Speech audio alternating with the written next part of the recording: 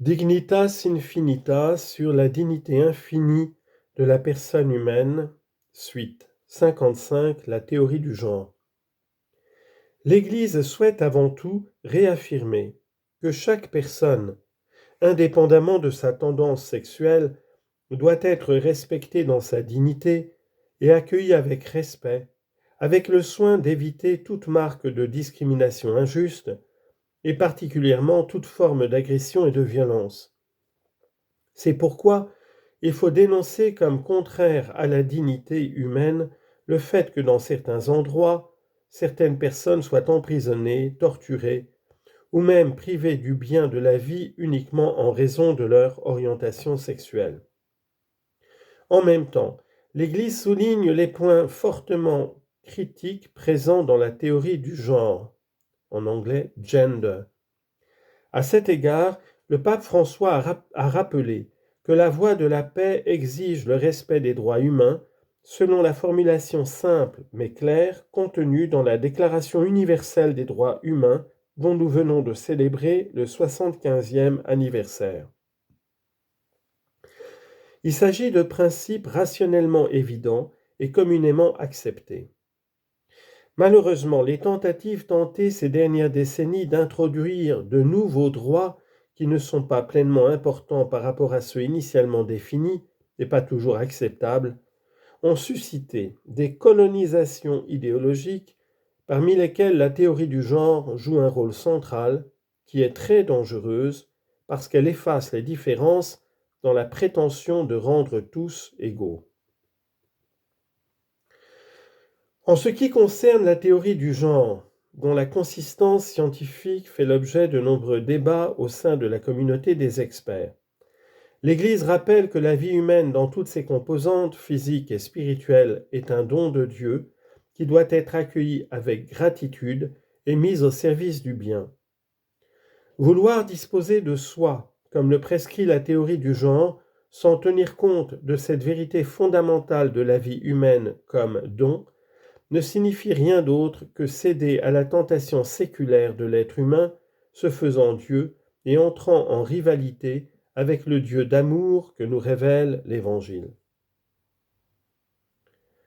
Un deuxième aspect de la théorie du genre est qu'elle cherche à nier la plus grande différence possible entre les êtres vivants, la différence sexuelle.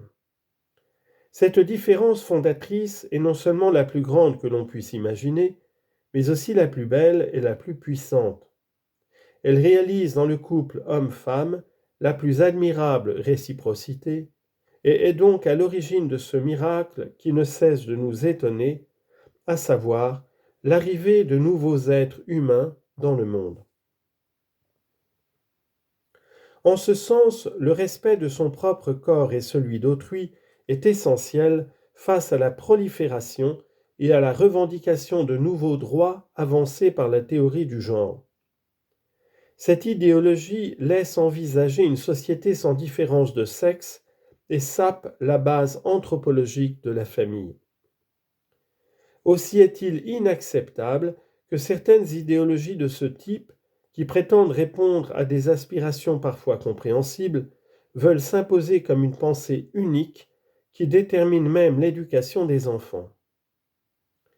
Il ne faut pas ignorer que le sexe biologique, en anglais sexe, et le rôle socio-culturel du sexe, en anglais gender, peuvent être distingués mais non pas séparés. Par conséquent, toutes les tentatives visant à masquer la référence à la différence sexuelle inéliminable entre l'homme et la femme doivent être rejetées.